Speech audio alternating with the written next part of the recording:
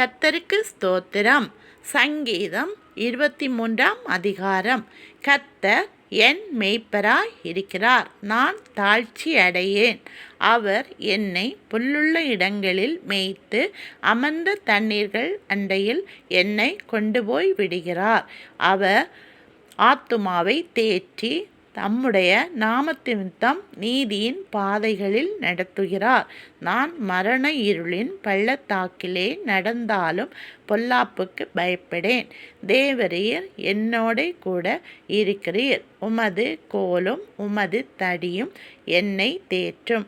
என் சத்துருக்களுக்கு முன்பாக நீர் எனக்கு ஒரு பந்தியை ஆயத்தப்படுத்தி என் தலையை எண்ணெயால் அபிஷேகம் பண்ணுகிறீர். என் ஜீவனுள்ள நாளெல்லாம் நன்மையும் கிருபையும் என்னை தொடரும். நான் கர்த்தருடைய வீட்டிலே நீடித்த நாட்களாய் நிலைத்திருப்பேன்.